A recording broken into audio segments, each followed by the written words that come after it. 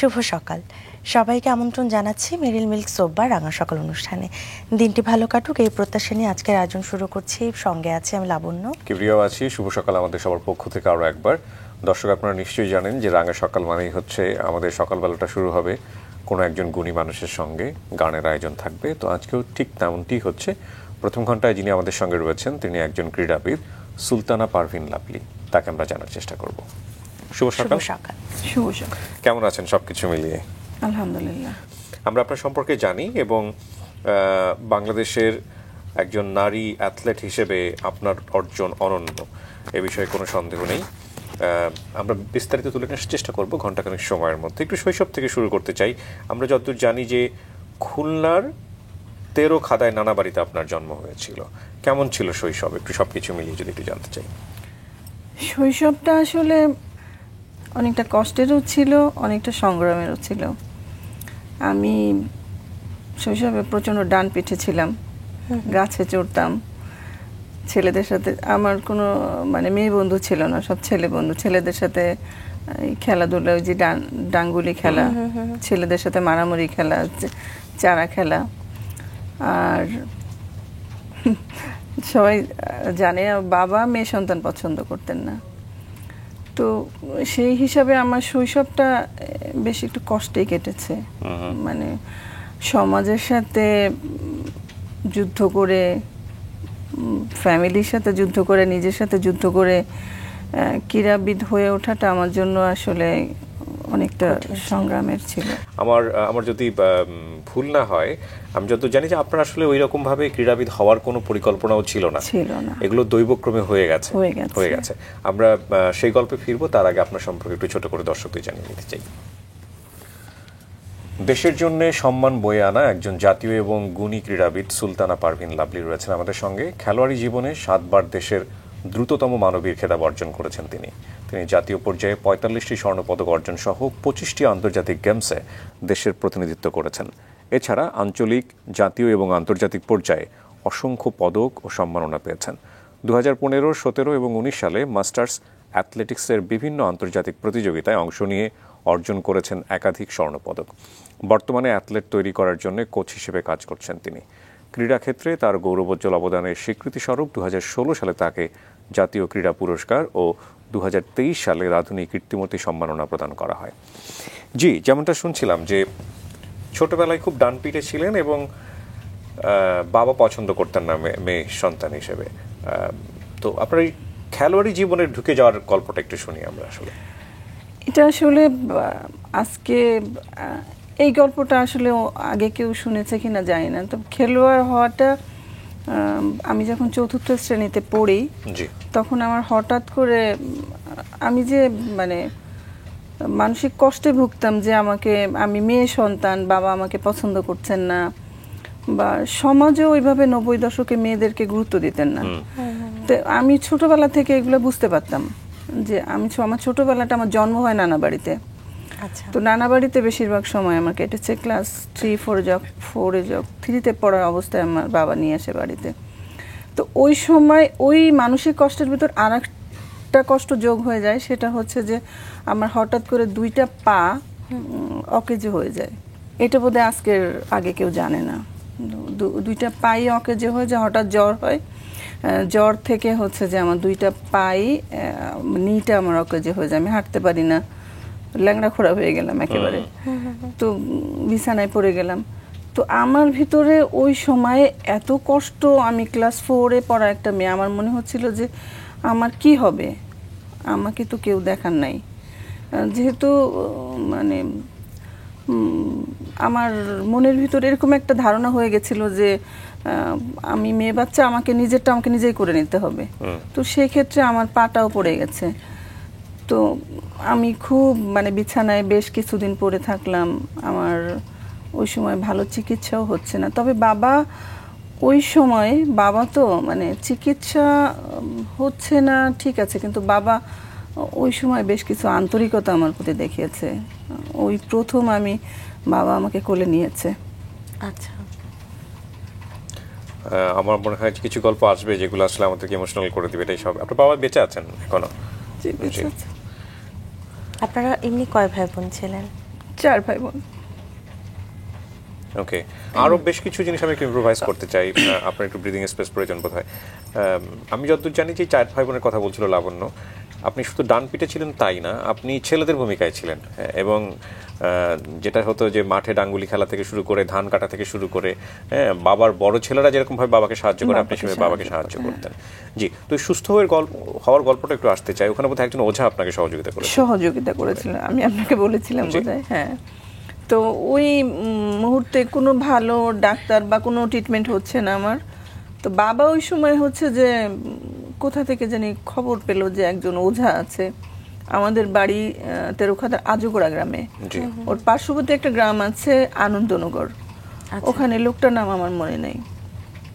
তো কি একটা পৃথিবীতে আলহামদুলিল্লাহ আল্লাহর একটা কি ইয়ে আছে, রহমত আছে, আল্লাহর রহমতে ওই লোকটা আসলো। এবং একদিনে আমি যেখানে 25-30 দিন বিছানায় পড়ে আছি এবং আমার কাছে মনে হয়েছে যে আমি আর সুস্থ হতে পারবো না, খেলোয়াড় তো হওয়া দূরের কথা, আমি হেঁটেই হাঁটতে পারবো না। তো উনি আসলো, ওনাকে আব্বা নিয়ে আসলো দুপুরবেলা, হচ্ছে যে উঠানের মাঝখানে। এটা অনেকটা অলৌকিক মনে হতে পারে কিন্তু আসলে গল্পটা সত্য, যে দুপুরে উনি গোসল করালো, 7টা পুকুরের পানি এনে গোসল করালো এবং কি জানি দুবলা টুবলা দিয়ে গেল। আমি আলহামদুলিল্লাহ ওখান থেকে উঠে আমি ঘরে চলে গেলাম এবং তারপর থেকে আমি সুস্থ, কোনো কিছু খাওয়া দাওয়া না, ওই পানি টানি দিয়ে দিল, আমি তারপর থেকে সুস্থ হয়ে গেলাম।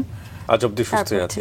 হ্যাঁ, তারপর থেকে আমি লাভলি হয়ে গেলাম। জি, তো না তার আগে বোধহয় একটু এই যে গ্রামের বিভিন্ন খেলাতে বোধহয় অংশগ্রহণ করতেন, এটা কি এটার পরে? এটার পরে, হ্যাঁ হ্যাঁ, না এর আগে করতাম কিন্তু এত বেশি ইয়া ছিল না। হ্যাঁ, করতাম স্কুলে বা ওই যে গ্রামের যেগুলো খেলা হয়, তখন আমি 4র্থ শ্রেণীতে পড়ি। এরপর থেকে হচ্ছে যে আমি মানে ওই সময় আমার মনে মনে হচ্ছিল যে আমি তো আর খেলতে পারবো না, খেলাটা আমার নেশা একেবারে, তো খেলতে পারবো না, এটা নিয়ে আমি কানাকাটি করতাম, ইয়া করতাম। তো অল্প দিনের ভিতরে আলহামদুলিল্লাহ আমি সুস্থ হয়ে গেলাম এবং তারপর থেকে স্টার্ট করলাম। খেলার শুরুটা কিভাবে, মানে কাউকে দেখে আপনি এই খেলাধুলা করতেন নাকি? না, এটা একেবারেই হচ্ছে যে আমি স্কুলে মানে শখের বসে, নেশার বসে, স্কুলে যে প্রতিযোগিতা হয় না, স্কুলের ওই প্রতিযোগিতাগুলো ক্লাস 4-এ পড়ার সময় স্কুল প্রতিযোগিতা আমি হঠাৎ করে নাম দিয়ে দিলাম। ওই যে তখন ওই যে গ্রুপিং খেলা হয়, আমি খ গ্রুপে পড়েছি, নাম দিয়ে দিলাম। তো দৌড় দিয়ে আমি অনেক আগে থেকে ফার্স্ট হয়ে গেলাম। এটা হচ্ছে আমার শুরুটা হয়ে গেল যে আমার খেলতে হবে, এটাই বোধহয় একটা ভালো কাজ আমার কাছে মনে হচ্ছে। এবং আমি শুধুমাত্র যে মেয়েদের সাথে দৌড় দিয়ে ফার্স্ট হতাম তা না, আমি ছেলেদের সাথে দৌড় দিয়ে ফার্স্ট হয়ে যেতাম। তো এক সময় দেখা গেলো কোনো ছেলে আমার সাথে কম্পিটিশন করতেছে না, আমি আমার গ্রুপের ছেলেদের সাথে ইয়ে করতাম। বা গ্রামে যে ফুটবল খেলা বা ক্রিকেট খেলা, এগুলো অত ভালো খেলতাম না, কিন্তু ছেলেদের সাথে খেলতাম আমি ওগুলো। যে আপনার মার কথা একটু জানতে চাই, আপনার মা কতটুকু সমর্থন করতো ওই সময়? আমার মা আজকের আলহামদুলিল্লাহ এই জায়গায় আসার পিছনে আল্লাহর সর্বোপরি আল্লাহর রহমত আর আমার মায়ের অবদান সব থেকে বেশি। আমার মা আজকে বেঁচে নাই, মা থাকলে অনেক খুশি হতেন দেখে। মায়ের খুব ইচ্ছা ছিল আমি যেন জাতীয় পুরস্কার পাই, জাতীয় ক্রীড়া পুরস্কারটা, স্বাধীনতা পুরস্কারটা।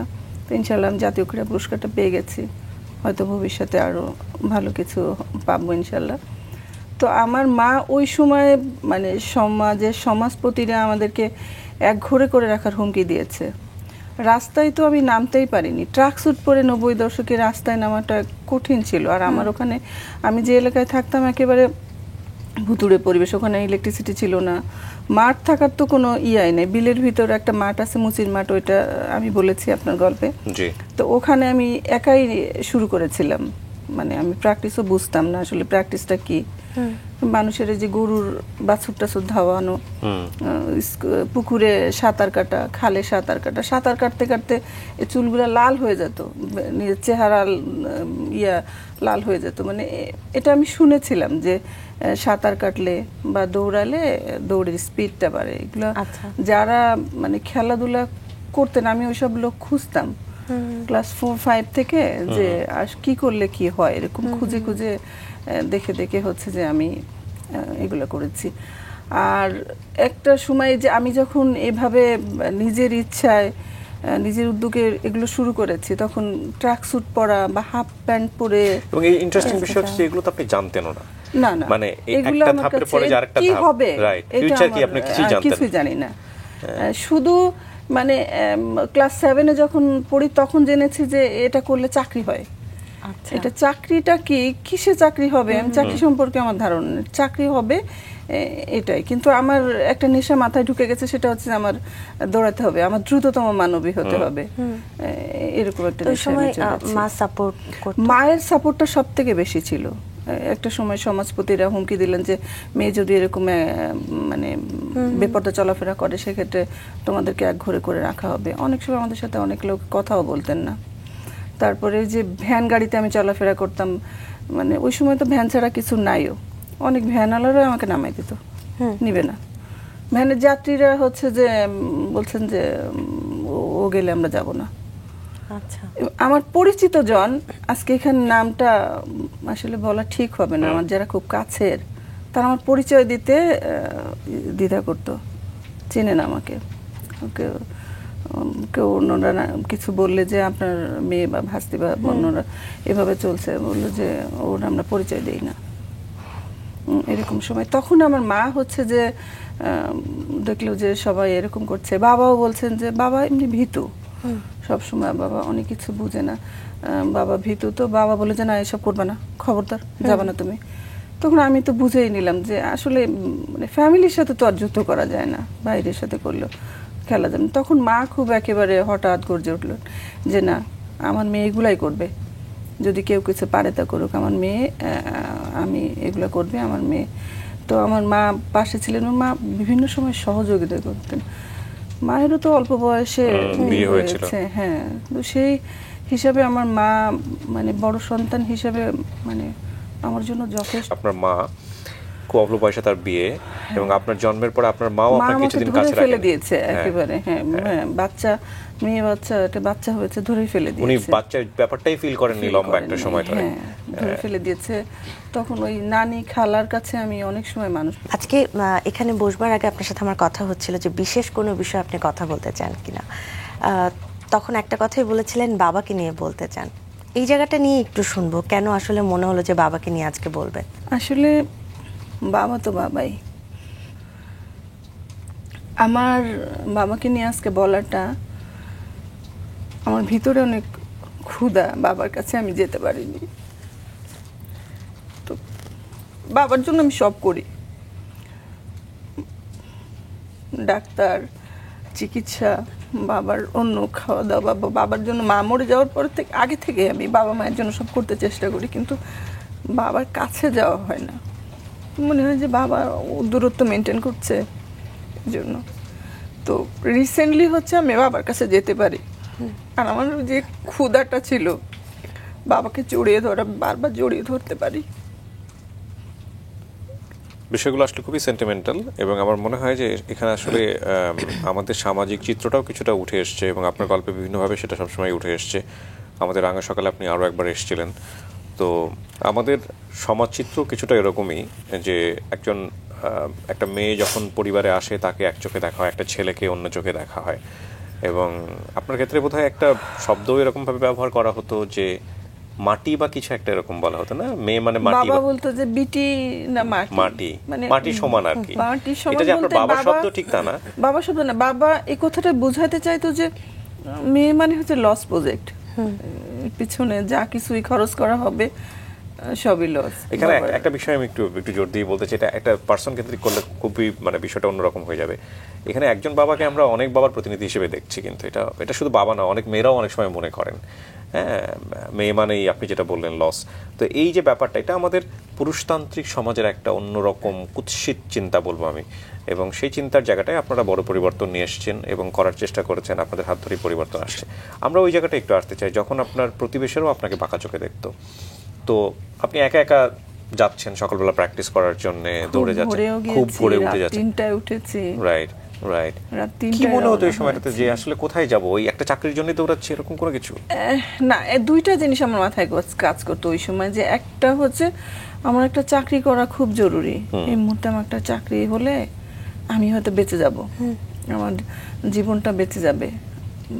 কখনো কখনো আমি আপনার প্রোগ্রামে বলেছি যে আমার সুইসাইড অ্যাটেম্প্ট আসতো, তো তো সেই ক্ষেত্রে আমার মনে হতো যে একটা চাকরি হলে তো আমি বেঁচে যাব। আর দ্বিতীয় টার্গেটটা ছিল যে আমি দ্রুততম মানবী হব, আমি বেঁচে থেকে লড়াই করব, আমি দ্রুততম মানবী, আমি সাফে রেজাল্ট করব, এরকম একটা চিন্তা, আমাকে সবাই চিনবে, আমার পেপার পত্রিকায় নাম আসবে, এগুলো চিন্তা মাথায় নিয়ে হচ্ছে যে তখন যে ওই, এখন তো আমার ভয় লাগে ওই কথাগুলো আমি যখন মনে করি তখন আমার রীতিমতো ভয় লাগে। রাত 3টায় উঠে আমি মানে যাচ্ছি একটা মানে ওই রাস্তা দিয়ে কোনো লোক নাই, জন নাই, ওই ভ্যানওয়ালা আমাকে নিয়ে যাচ্ছে, আমি নির্দ্বিধায় ওনার সাথে চলে যাচ্ছি। তখনকার পরিবেশও হয়তো অতটা ভালোই ছিল, মানে যাওয়ার মতো অবস্থান ছিল। বা ওই নানাটা, উনিও মারা গেছেন, উনিও পাশে বসে নিয়ে যাচ্ছে আমাকে, কোনো রকম কোনো ওই প্রবলেম ফেস করি নাই আমি। আমি চলে যাচ্ছি নদীর সেই ভোর রাতে, যে নদীতে অল্প কিছু লোক আসছে, ওদের সাথে নৌকা পার হচ্ছি, আবার যে প্রায় 2.5 কিলো হেঁটে যাচ্ছি, হেঁটে যে আর একটা, মানে আমার তো পয়সা বাঁচাতে হবে, ওই পর্যন্ত যেতে হলে আমার তো একটা সীমিত পয়সা গোনা, তো ওই পর্যন্ত হেঁটে যে আবার একটা স্কুটারে উঠে হচ্ছে যে ওই আবু নাসের স্টেডিয়ামে যাচ্ছি। মানে এই যে মানে কষ্টগুলো বা সংগ্রামগুলো, এটা হচ্ছে যে আমার মানে ওগুলো আমার মাথায় আসেনি, আমাকে করতে হবে, আমাকে অ্যাথলেট হতে হবে, এরকম একটা চিন্তা নিয়ে আমি ইয়ে করেছি। হ্যাঁ, তবে ওইটা বড় জিনিস কাজ করতো, সেটা হচ্ছে যে আমার একটা চাকরি দরকার, একটা চাকরি করতে হবে।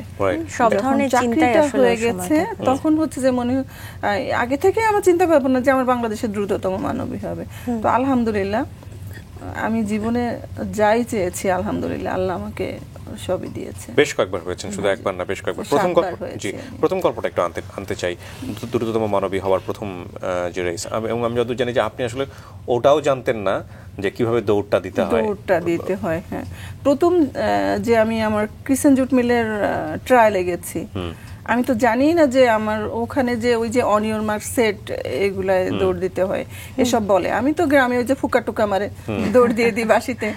তো ওখানে যাওয়ার পরে আমি ওগুলা দেখলাম, বা আমার যে ফুফাতো ভাইটা সাথে ছিল সেও বুঝিয়ে দিল যে এটা তুমি এভাবে করবা।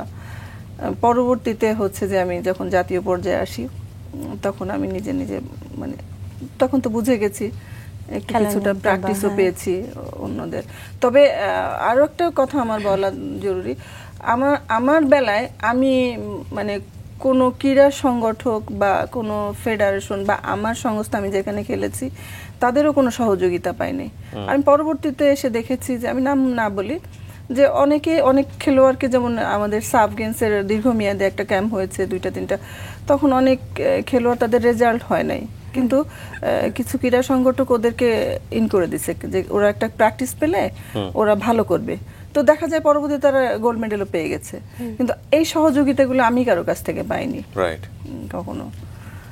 যা কিছু উপরে আল্লাহর রহমত, আর আমি আমার চেষ্টা অর্জন করে নিয়েছি আমি আমার কষ্টে।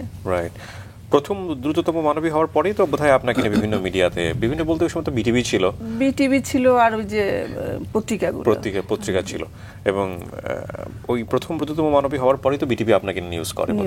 জি, ওই গল্পটা একটু আসি আমরা, প্রথম দ্রুততম মানবী হওয়ার গল্পটাতে। এটা আমার কাছে এখনো স্বপ্নের মতো মনে হয়।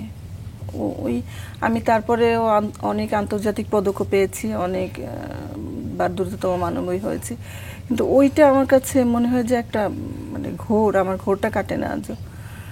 ওই সময়ও আমার যে আমি কষ্ট করেছি, আমার প্রচণ্ড কনফিডেন্স যে আমি ভালো করব, কিন্তু দ্রুততম মানবী হয়ে যাব এটা মাঝে মধ্যে একটু ছিলাম। কিন্তু মাঠে যখন আমি নামি বা নেমেছি তখন মনে হলো যে ইনশাআল্লাহ আমি ফার্স্ট হব। এর আগের তো অনেক প্রতিকূলতা আমি আপনার প্রোগ্রামে বলেছি ডিটেলসটা।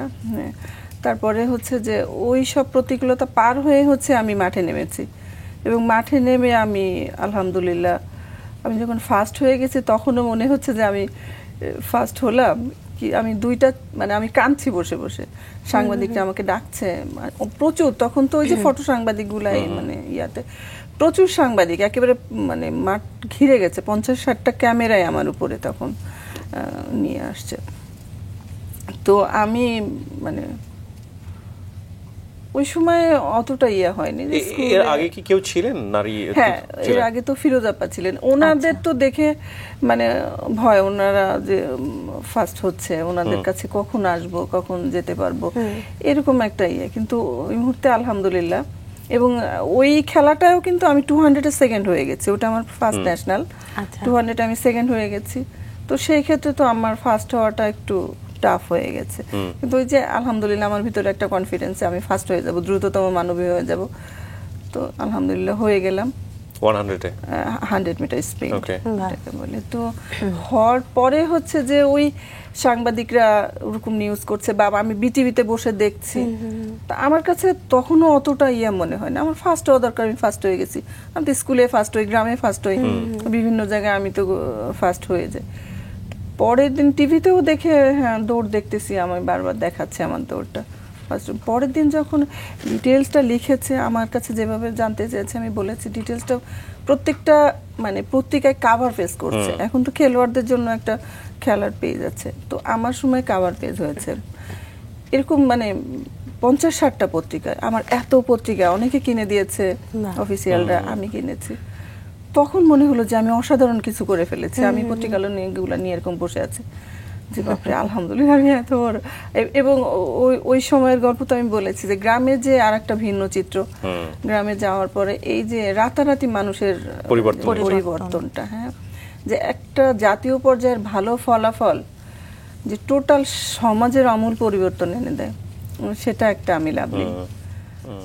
তখন সবাই অনেক পজিটিভ চোখে দেখে, পজিটিভ চোখে দেখেছে, মানে এবং গৌরবটা নিজেদের হ্যাঁ আমাদের লাভলি। মানে এটা আমার কাছে কিভাবে বলছে, মানে আমার প্রচন্ড কান্না পাচ্ছিল, কিন্তু সেদিন আমি কাঁদতে পারিনি। আমি সবার দিকে তাকিয়েছিলাম, উপলব্ধি করেছিলাম যে আসলে একটা জাতীয় পর্যায়ের ফলাফল টোটাল সমাজের আমূল পরিবর্তন এনে দেয়। যারা আমাকে মানে কত নোংরা কথা বলেছে, আমি হাঁটতে পারিনি, তারাও বলছে আমাদের লাভলি, আমাদের লাভলি, আমাদের গর্ব। এটাই হয়, এবং মানব জীবনের এই বিষয়গুলোতে মারাত্মক রকমের সিমিলারিটিস আছে। যাই হোক, তো আরেকটা বিষয় একটু বোধহয় আনা দরকার, যে এই চাকরির বিষয়টা, এটা চাকরি কি হলো? এর আগে চাকরি হলো না এর পরে? না, ওই যে ইয়ার আগে, দ্রুততম মানবী হওয়ার আগে আমার শ্রমিকে একটা চাকরি হয়ে গেছিল, এটাই প্রথম চাকরি। আচ্ছা, 224 টাকা আমি বলেছি আপনার প্রোগ্রামে। এবং এই চাকরিটাও খুব গুরুত্বপূর্ণ ছিল আপনার পরিবারের জন্য? পরিবারের জন্য, আমার জন্য এবং পরিবারের জন্য খুবই গুরুত্বপূর্ণ ছিল। আমি তো ওই বছরটা আমাকে ঢাকাতে নেওয়া হলো না। আমি প্রথম যে বছর পিছিয়ে অবস্থা আমি ফার্স্ট হলাম, সারা মাঠ পাগল হয়ে গেল। ওনারা অফিসিয়ালরা, বিজিএমসির অফিসিয়ালরা পাগল হয়ে গেল যে লাভলি বাংলাদেশ মানে ইয়ে হয়েছে, মেয়েটা কোথা থেকে আসলো, পিচ্ছি এই পিচ্ছি করে। কিন্তু ওনারা আমাকে ঢাকায় নিল না। কেন নিল না, কি জন্য নিল না, আমি আজও বুঝতে পারলাম না। আমাকে রেখে দিল। পরবর্তী বছর আবার আমি 1 বছর মানে ওই মুহূর্তে একটা বছর মানে আমার তিল করে পার করতে হচ্ছে। একটা দিনই তো আমার পক্ষে এই যুদ্ধটা করা সম্ভব হচ্ছে না। আমার ফ্যামিলিতে প্রবলেম, আমার সামাজিক প্রতিবন্ধকতা, আমার নিজেরও অনেক। একটা খেলোয়াড় খেলাধুলা স্টার্ট করলে তার পরে তো এসে দেখেছি তার যে ফুড নিউট্রিশন, তার প্র্যাকটিসের কিটস, তার অনেক কিছু দরকার। এগুলো তো আমার কিছু নাই, কোনো কিছু নাই। আমি তো শুরু যে করছি, আমি একটা ফ্রক পরে দৌড় দেই, আমার শুধু দৌড়টাই আছে, এই ছাড়া আমার কাছে কিছুই নাই। তো ওই সময় একটা বছর আমি যে পার করব, আর একটা বছর যে মানে দ্বিধাদ্বন্দ্বে ভুগছি, আশা নিরাশায় দুলছি যে আরেকটা বছর আমি যেতে পারবো, আশা নিরাশায় দুলছে আমার অ্যাথলেট জীবন, যে আরেকটা বছর আমি পার করতে পারবো, আবার খেলা পর্যন্ত আমি আসতে পারবো। তো আলহামদুলিল্লাহ যেভাবে হোক যুদ্ধ করে আরেকটা বছর আমি পার করেছি। আরেকটা বছর পার করার পরে ওখানে আবার আমি যেয়ে ফার্স্ট হয়েছি, এবং ওদের যে কেন্দ্রীয় ক্রীড়া প্রতিযোগিতাটা হয়, কেন্দ্রীয় ক্রীড়া প্রতিযোগিতাটায় আমি আবার হয়েছি, ফার্স্ট হয়েছি। তো সে কারণে আমাকে একটা দিয়ে দিল, শ্রমিকের চাকরি দিয়ে দিল। চাকরিটা হচ্ছে 224 টাকা বেতনের, খেলোয়াড় কোটা রেখে দিল। এবং সেই চাকরির বেতনও তো আপনি কয়েক মাস বোধহয় 2 সপ্তাহ আমি পাইনি, আরেকজন খেলোয়াড় করে নিয়ে গেছে। এবং আপনাকে বোধহয় কম দেওয়া হতো বোধহয় প্রতি মাসে? হ্যাঁ, প্রতি সপ্তাহে। ওখানকার যারা একজন অফিসার ছিলেন এবং ওই টালি ক্লার্ক বলেন বাবু, ওরা ছিলেন, 224 টাকা 24 টাকা রেখে দিতেন। তো 24 টাকা রেখে দিলে তো আমার অনেক কষ্ট হয়ে যায়, তো আর আমি কিছু বলতে পারতাম না। একটা বলতাম না দুইটা কারণে, একটা হচ্ছে যে আমার চোখে একটু লজ্জাও লাগতো, আর একটা হচ্ছে যে একটু মানে দ্বিধাদ্বন্দ্বে ভুগতাম যে আমার কিছু বললে কি হয়? বললে আমার চাকরিটা কি চাকরিটা চলে আবার যাবে, চলে যায় কিনা। এই জন্য বলা হতো না। এরকম তাও 1 বছর ইয়ে হলো। কেটে গেছে। ওর পরে হচ্ছে ওটা ছিল 91 সাল, এরপরে 91 সালটাও ওই ওই 200 টাকা পাওয়াতে আমার আলহামদুলিল্লাহ একটা উপকার হয়েছে যে আমি ওই একাডেমিটায় যে প্র্যাকটিস করতে পারছি। ওই একাডেমিতে যাওয়ার সময়ও সেই যে মানে দুঃসহ স্মৃতি, ওই রাত 3টায় যিনি নিয়ে যেতেন উনি আমার পাশের বাড়ির উনি বেঁচে আছেন আলহামদুলিল্লাহ, আল্লাহ ওনাকে ভালো রাখুক, নিয়ে যেত। পরবর্তীতে আমি যখন ফিরতাম আমার তো কোনো রেস্ট নাই, টোটালি রেস্টলেস। আমি যখন ফিরতাম তখন ওই যে ভ্যানওয়ালাদের একটা মানে ঝামেলা, কেউ নিতে চাচ্ছে কেউ নিতে চাচ্ছে না, মানে এটা নিতে পারতাম না একটা সময় আসলে অতটুকু বয়সে। তারপরেও সাহস ছিল প্রচুর আমার, মাঝে মাঝে ভেঙে পড়তাম, তখন মনে হতো যে আমি আত্মহত্যা করে নেই। তখন হচ্ছে যে আমি গাছে উঠে যেতাম। বহুবার চেষ্টাও করেছেন আপনি? হ্যাঁ, অনেকবার চেষ্টা করেছি, অ্যাটলিস্ট 5-7 বার তো হবে। আমি গাছে উঠে গেছি, আমাদের গাব গাছ ছিল বড় বড়, গাছে উঠে গেছি, ওখানে যে ওই গামছা টামছা নিয়ে সুইসাইড করতে গেছি, বাঁধবো বেঁধে ফেলছি অনেক সময়, খালি ঝোলাটা বাকি। ওই সময় মনে হতো আজকের দিনটা থাক না, কালকে মরি, দেখি কি হয়। অনেকবার আত্মহত্যা করার চেষ্টা করেছেন, সেই জায়গাটা থেকেও উঠে দাঁড়িয়েছেন। তো যেটা আমরা শুনছিলাম যে 91-তে আপনি একটি চাকরি করছিলেন, তারপরে প্র্যাকটিসটা কি ঠিকভাবে চলছিল বা কি করছিলেন হ্যাঁ, তখন? তখন তো আমি মোটামুটি ভাবে বিজিএমসি যে কেন্দ্রীয় ক্রীড়া প্রতিযোগিতাটা হয়, ওই প্রতিযোগিতায় হচ্ছে যে আমি ফার্স্ট হওয়ার পরে আমাদের বিজিএমসিতে একটা ক্যাম্পিং হয়, 2 মাস বা 1.5 মাসের একটা ক্যাম্পিং হয়। আচ্ছা। ওই ক্যাম্পিংটায় তো আমি ডাক পেয়ে গেলাম। তো ওখানে ডাক পাওয়ার পরে হচ্ছে যে আমি যে দৌড়াচ্ছি, তো আমার দৌড় দেখেই তো সব অফিসিয়ালরা একেবারে হয়ে গেল। এবং আমি তো কিছু যে আমার ভুল ত্রুটি ছিল, আমি তো আর কোনো ভালো কোচিং পাইনি। অবশ্য এর আগে আমি ওই যে আরিফ ভাইয়ের যে একাডেমিটায় যেতাম, উনি আমাকে মোটামুটিভাবে প্রিপেয়ার করে ফেলেছিল, উনি সব কিছুতে করছিল। তো আসার পরে আবার এখানকার বিজিএমসির যিনি কোচ ছিলেন শাহ আলম ভাই, ওনার কাছে আমি দীর্ঘ সময় প্র্যাকটিস করেছি। উনি মোটামুটি করার পরে ওই দিন যে 100 মিটারটা হবে, মানে এটা রাজারবাগ মাঠে ছিল, রাজারবাগ পুলিশ লাইনের মাঠে বিজিএমসির খেলা হচ্ছিল। 100 মিটার খেলা হবে, এর আগের দিন তখন আমাদের পাটমন্ত্রী এসে হচ্ছে 100 মিটারটা হচ্ছে খুব মানে আকর্ষণীয় ইভেন্ট। এই ইভেন্টটাই হচ্ছে যে প্রধান অতিথি থাকে, তো উনি আসবে মন্ত্রীর সামনে দৌড়। এর আগের দিন 200-এ আমি ফার্স্ট হয়েছি, মন্ত্রীর সামনে দৌড়াবে, জীবনে প্রথম আমি মন্ত্রীর সামনে দৌড় দিব, 100 মিটার পুরস্কার নিব, এই তো খুব এক্সাইটমেন্ট কাজ করছিল। এইবার রাতে আমার 104 জ্বর হয়ে গেছে, আমার তো আর দৌড় দেওয়ার কোনো অবস্থা নেই, আমি তো মাথাটাতে পানি দিয়ে শুয়ে আছি। তো অফিসিয়ালরা বললো যে তুমি যদি দৌড় দিতে না পারো তাহলে হচ্ছে যে করো না, দরকার নেই, তোমাকে ক্যাম্পে ডাকা হবে, তুমি তো একটা ইভেন্টে ফার্স্ট হয়ে গেছো।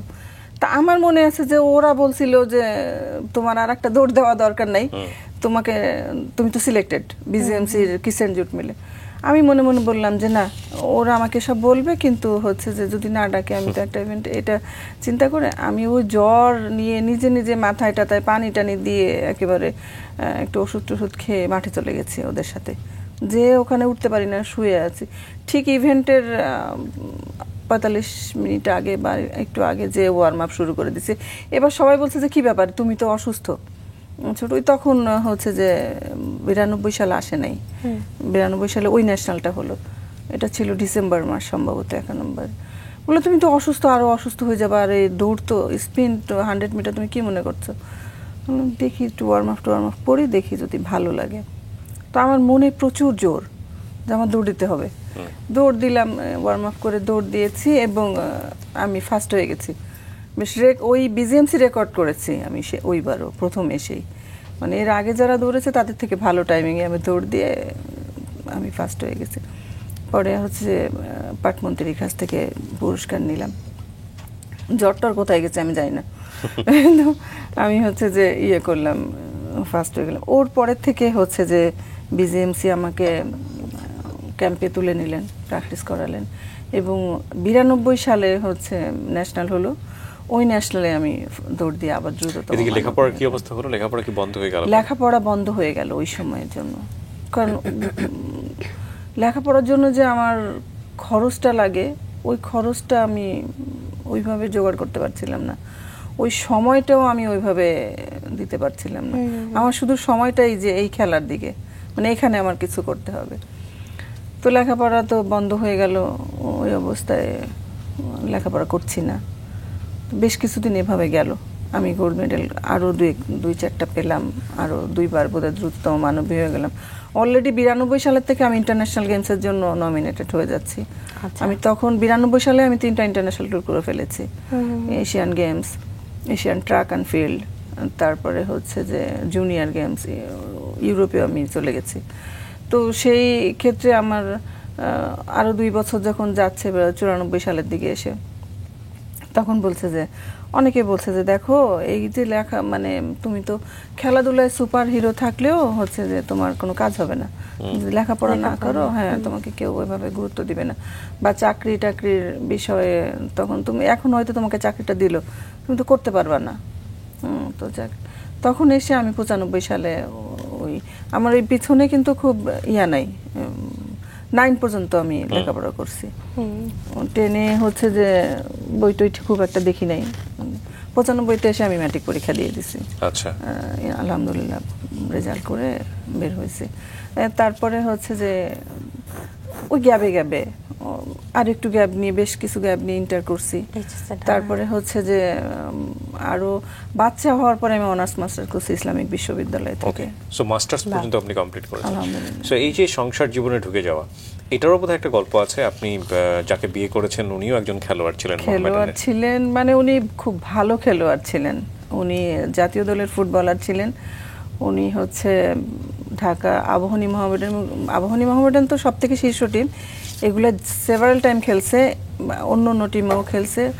উনি ন্যাশনাল টিমে উনিও দেশের বাইরে কয়েকবার গিয়েছে। উনি আন্ডার-19 নেপালের বিরুদ্ধে উনি হচ্ছে যে ম্যান অফ দ্য ম্যাচ হয়, আর মোহামেডানে খেলতো। তো মোহামেডানের আমি প্রচণ্ড মোহামেডানের ভক্ত। আবাহনীতেও খেলেছে সে কিন্তু আমি ওই মোহামেডানের খেলাটাই দেখতাম। তো তখন ওই যে ও ছবির মতো খেলতো একেবারে, ফুটবলগুলো ড্রপ করা ধরা, ওই ছবিটা খেলা দেখতে দেখতে হচ্ছে যে ও আমাদের গোপালগঞ্জের, কথা 2-1 হয়েছে, কিন্তু ওর খেলার প্রেমে পড়ে গেছি আমি। তো তারপর থেকেই হচ্ছে যে সম্পর্ক, বিয়ে হয়ে উনিও আপনাকে গাইড করতেন বোধহয় অনেক, এবং আমার এই লেখাপড়াটার অনেক অবদান তার। আজ পর্যন্ত মানে আমি আমার যে ভালো ভালো সফলতাগুলো আমার হাজবেন্ডের। এই যে এই প্রোগ্রামটার জন্য আমার যে পায়ে ব্যথা, আমি বললাম যে ওখান থেকে ফোন দিয়েছে, তো পায়েতে ব্যথা, বললাম না যেতে হবে, এইসব প্রোগ্রামে যেতে হবে। বা অন্য অন্য ঢাকাতে যে বড় প্রোগ্রামগুলো, জাতীয় প্রোগ্রামগুলো থাকে, অনেক সময় বলা হয় যে অফিসিয়ালি কোনো কাজ না, ওগুলো করতে হবে। এটা তুমি যদি আজকে প্লেয়ার না হতে, লাভলি না হতে, তোমাকে তো এখানে ডাকতো না। তো সেখানে তোমাকে ওগুলো আগে গুরুত্ব দিতে হবে এইসব। এবং ওর সব থেকে একটা জিনিস ভালো যে আমি অনেক হাজবেন্ডকে দেখেছি, মানে ওয়াইফ একটু উপরে উঠে গেলে একটু হিংসা করে বা করে, ওর না এইগুলো আমি কখনো। এবং ও কোথাও গেলে ওর নিজের পরিচয়টা দেয় না, ও আমার পরিচয়টা দেয়, আমার ওয়াইফ এটা ছিল এটা ছিল এটা ছিল, কিন্তু ও একজন ন্যাশনাল ফিগার, ও কিন্তু সেটা কখনো বলে না। মানে এই জিনিসটা আমি খুব মাঝে মধ্যে অবাক হয়ে যাই। সংসার জীবনে তো আসলে মানে খুনসুটি টুকটুক ঝামেলা সব কিছু থাকে। হ্যাঁ, তো যখনই আমি চিন্তা করি যে ও এগুলা করে, এবং আমার ইন্টারভিউতে আপনার প্রোগ্রামে ও তো বলেছে, ও শুনেছেন, বা ওই যে অন্য অন্য প্রোগ্রামে ওর কাছ থেকে জানতে চাওয়া, ওর এত সুন্দর মানে কথাগুলো আমি মানে অবাক হয়ে যাই। একজন হাজবেন্ড মানে এতটা ইন্সপিরেশন ছিল আমার। এবং এই মিউচুয়াল রেসপেক্ট না থাকলে না আসলে সম্ভব হয় না, গ্রো করা সম্ভব হয় না। দুটো প্রতিভা যখন পাশাপাশি থাকে এবং দুটো প্রতিভার প্রতি যদি পারস্পরিক শ্রদ্ধাবোধটা না থাকে, তাহলে এটা কিন্তু ভয়ঙ্কর রকম একটা পর্যায়ে চলে যায়। এবং সেই পারস্পরিক শ্রদ্ধাবোধটা পরিবার পর্যায়ে খুবই গুরুত্বপূর্ণ, যেটা আপনার ক্ষেত্রে ছিল। এবং আপনি বিয়ে শাদীর পরেও লম্বা সময় আপনার ক্যারিয়ার চালিয়েছি। হ্যাঁ, তো এর মধ্যে বেবি চলে আসলো। আপনার ছেলে বোধহয় একটাই না? ছেলে একটা, মেয়ে একটা। একটু তাদেরকে নিয়ে আমরা শুনি। হ্যাঁ, ছেলেটা অনার্স থার্ড ইয়ারে পড়ছে, ও অনেক ভালো ক্রিকেট খেলতো, মানে জিনগতভাবে পেয়েছে। রিসেন্টলি ক্রিকেটের প্রতি একটু কেমন জানি অমনোযোগ হয়ে গেছে। ওরাও মানে দুইজনই, আমার ছেলে অথৈ আর অহনা, মানে ওরা বাবা মাকে নিয়ে প্রচন্ড গর্ব করে। এই যে কোনো প্রোগ্রামে আসবো, আমার মেয়ে বলবে যে আচ্ছা তুমি তো সাজতে পারো না, তুমি কিন্তু সাজতে যেও না, ওনারা সাজাই দিবে তোমাকে। হ্যাঁ, তো আর ছেলেটা তো মানে প্রচন্ড আমার প্রতি প্রচন্ড টাচি। কি পড়তে হবে, কোথাও ওই যে অন্য ইয়াতে গেলে, আশেপাশে কোনো প্রোগ্রামে গেলে শাড়িটা চয়েস করবে, কি পড়তে হবে কি করতে হবে। দুইটা বাচ্চা আমার আলহামদুলিল্লাহ অনেক ভালো। ওরা কি খেলাধুলা করছে? এখন করছে না, মানে ছেলেটা যে ওই যে খেলছিল, ও বিকেএসপিতেও চান্স পেয়েছিল ক্রিকেটে, ক্লাস 7-এ থাকা। কিন্তু আমার বাচ্চারা আসলে, আমি যে সংগ্রামটা করেছি ওরা তো সেই সংগ্রামটা করে নাই, দেখে নাই, ওরা কষ্ট করে নাই। এই জন্য আমার বাচ্চা ওখানে ওই যে মানে ডিসিপ্লিনটা, ওটাও ওরা করতে না, কান্নাকাটি করে বাচ্চা চলে গেল। না হলে আলহামদুলিল্লাহ অনেক ভালো ক্যারিয়ার হয়ে গেছিল তার। মেয়েটা এবার কলেজে গেল অহনা, আর ছেলেটা অনার্স থার্ড ইয়ারে পড়ে। দেশের বাইরে যাওয়া, এটাও তো আপনার জন্য একটা অনেক বড় স্বপ্নের ব্যাপার ছিল। এবং প্রথম কোন দেশে যাওয়া হলো, সেখানে কি? প্রথমে গিয়েছি সম্ভবত ফিলিপাইন। এটা হচ্ছে এশিয়ান ট্র্যাক অ্যান্ড ফিল্ড ছিল, ওটা 92 সালে। এশিয়ান ট্র্যাক অ্যান্ড ফিল্ডের জন্য আমি মনোনীত হই, ওখানে গিয়েছি। এটা তো একটা নতুন অভিজ্ঞতা। আমি ইয়াতে উঠবো, প্লেনে, আমি যেখানে ভ্যান গাড়িতে চড়তে পারি না সেখানে আমি প্লেনে চড়ছি। এটা তো মানে আমার জন্য একটা অন্যরকম অনুভূতি কাজ করছে। প্রত্যেকটা বিষয়ে আমি মানে করছি যে কি করতে হবে, মানে খুব কিউরিওসিটি, কিন্তু কাউকে জিজ্ঞাসা করি না কোনো কিছু, বুঝে বুঝে।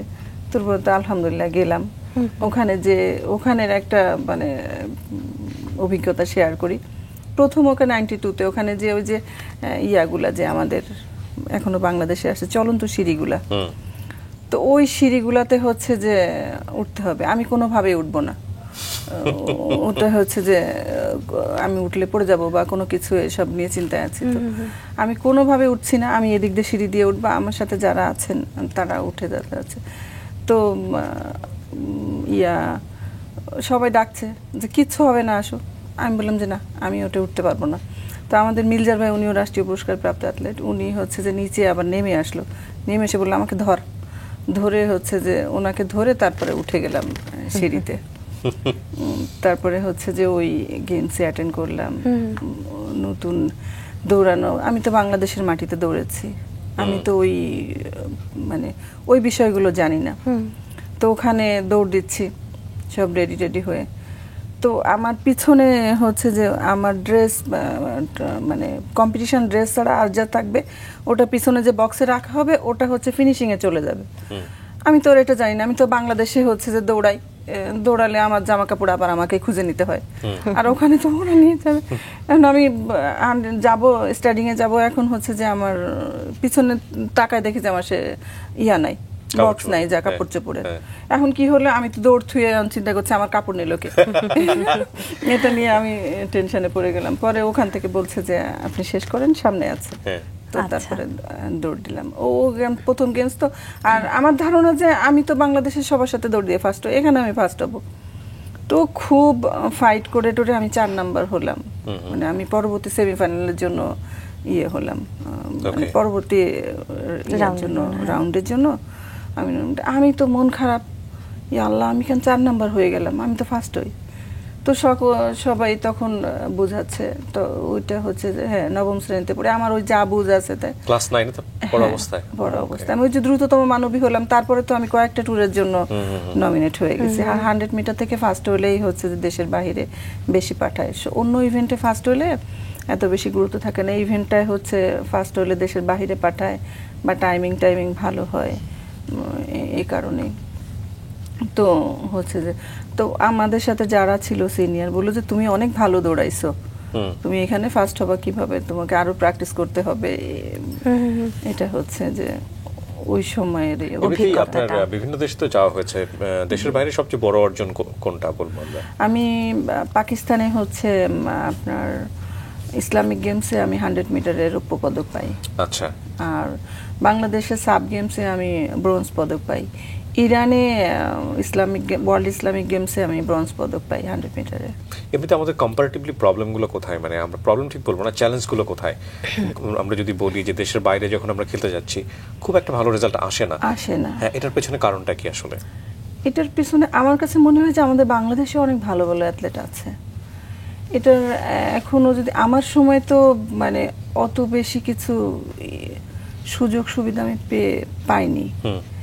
এখন যেটা হচ্ছে আমাদের মাননীয় প্রধানমন্ত্রী খেলোয়াড়দের জন্য যে মানে কত সুযোগ দেয়, মানে চিন্তা করলেই লাগে, ভালো লাগে। এত সুযোগ, মানে একেবারে ক্রীড়া বান্ধব সরকার। কত খেলোয়াড় যে মানে কত ধরনের সুযোগ পেয়েছে চিন্তাও করা যায় না। কিন্তু সেই ক্ষেত্রে অ্যাথলেটরা বা ফেডারেশনগুলো যদি দীর্ঘমেয়াদী ক্যাম্প করেন বা তারা নিজস্ব জিমের ব্যবস্থা করেন, একটু খেলোয়াড়রাও একটু নিজের প্রতি সচেতন হয়, খাওয়া দাওয়া, রেস্ট, আমার মনে হয় এরাও এশিয়ান পর্যায়ে ভালো রেজাল্ট করতে পারে। এখানে কিছু গ্যাপ আছে আমার কাছে মনে হয়। আপনি পরবর্তীতে নিজেও কোচ হয়েছেন, কোচের দায়িত্ব পেয়েছেন। জি। কত বছর ধরে এই ক্যারিয়ার আপনার? কোচের ক্যারিয়ারটা 2000 তাও 10-15 এখনো কন্টিনিউ করছেন আপনি? না, কন্টিনিউ করছেন। ওকে। সো এই সময়টাতে আপনি আপনার মেয়েদেরকে কি শেখালেন বা এই পেশাটুকু কতটুকু এনজয় করেছেন আসলে? আমার আসলে এই পেশাটা ভালো লাগতো না। আমার কাছে মনে হতো এটা একটা ঝামেলা বোধহয়। আমি খেলা অবস্থায় দেখেছি অনেক, যেমন কিন্তু আমি এই কাজটা করতে যেয়ে অনেক মজা পেয়েছি। যেমন এই কাজটা করতে যে আমার হাতে গড়া কয়েকটা ছেলে ওরা জাতীয় পর্যায়ে গোল্ড মেডেল পেয়েছে, আচ্ছা, রেকর্ডও করেছে। মানে এই যে আনন্দটা আমি আগে কখনো পাইনি। যেমন আমার রাকিব নামে একটা ছেলে বাংলাদেশ নৌবাহিনীতে আছে, ও 200 মিটার রেকর্ড করেছে। ওর স্টার্টিংটা আমার কাছে বিজেএমসিতে ছিল, ওকে আমি প্র্যাকটিস করিয়েছি। ইবাদ আলী নামে একটা ছেলে, ও 400 মিটার হার্ডেলসে গোল্ড মেডেল পেয়েছে জাতীয় পর্যায়ে, ও আমার কাছে ছিল। এবং আরও কিছু কিছু ছেলে মেয়েরা যারা হচ্ছে সিলভার মেডেল, তারপরে হচ্ছে যে ব্রোঞ্জ মেডেল, এগুলো পেয়েছে।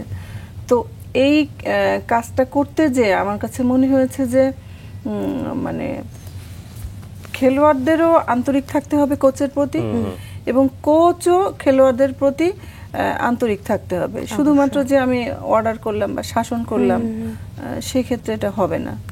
ওদেরকে মানে আন্তরিকভাবে বুঝিয়েও প্র্যাকটিস করাতে হবে, ওদের প্রতি খেয়াল রাখতে হবে, খাওয়া দাওয়া বা আদার্স তারা কোনো কিছু ঘোরাফেরা, এইসব মিলে আমি প্রচণ্ড এনজয় করেছি। নারী খেলোয়াড়রা কতটুকু এসেছে এখন? কত নারী খেলোয়াড়রা, অ্যাথলেটরা ওইভাবে বের হচ্ছে না। অ্যাথলেট তো দীর্ঘ সময় ধরে দেখা যাচ্ছে একজন ফার্স্ট হচ্ছে তো হয়ে যাচ্ছে, কিন্তু টাইমিংও ভালো হচ্ছে না বা ইন্টারন্যাশনাল কোনো ভালো আসছে না।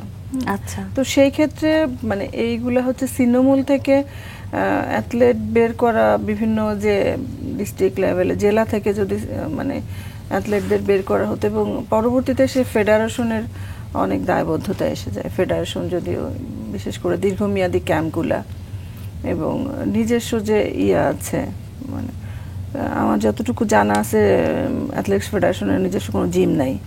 তো এই জিমগুলা এগুলা যদি ওনারা অ্যারেঞ্জ করে, তো সেই ক্ষেত্রে নারী খেলোয়াড়রা অনেক ভালো ফলাফল করে। মানে আমরা যে এটা দেখেছি আপনার ক্ষেত্রে, যে সবচেয়ে বড় 90-এর দশকের বলি একটা মেয়ের যে এগিয়ে যাওয়ার পথে যে প্রতিবন্ধকতাগুলো, এগুলো কি এখনো মেয়েরা ফেস করে? তো ফেস করে না মনে হয়।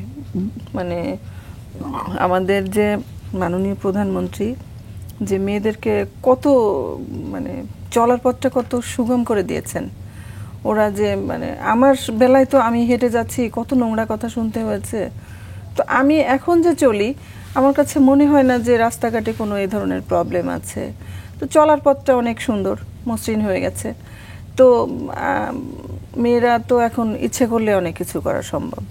আর ফ্যামিলির তখনকার আমার পরিবারের যে প্রবলেমটা ছিল, সেই প্রবলেম তো অনেক মানে মেয়ের মায়েরা আমাকে ফোন করেছে, আপনি কি আমার মেয়েটাকে একটু প্র্যাকটিস করাবেন, বা অনেক তার বাবারা এসেছে, আপনি আমার মেয়েটাকে একটু দেখবেন।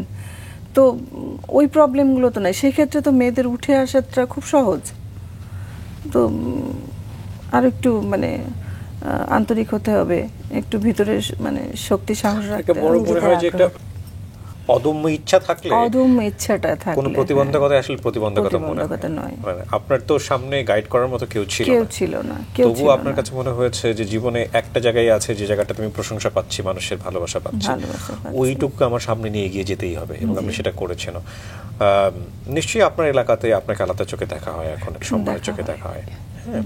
এবং সার্বিকভাবে যদি একটু জানতে চাই, বাংলাদেশে বিশেষ করে নারী অ্যাথলেট যারা আছেন তাদের জন্য রাষ্ট্রীয় পৃষ্ঠপোষকতার পাশাপাশি গণমাধ্যম বা অন্যান্য জায়গাতে আসলে কি আয়োজন করলে আরো বেশি মেয়েরাই বেশি ইন্সপায়ার হবে?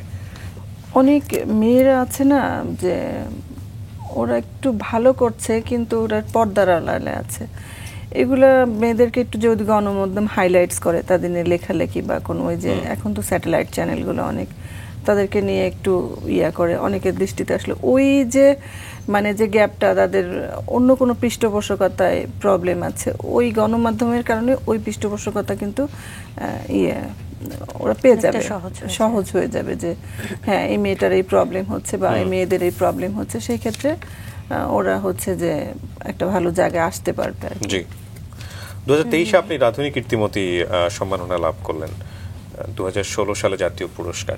2023-এর এই যে রাধুনী কীর্তিমতী সম্মাননা, এটার ব্যাপারে আপনার একটু অনুভূতি জানতে চাই স্কয়ারের।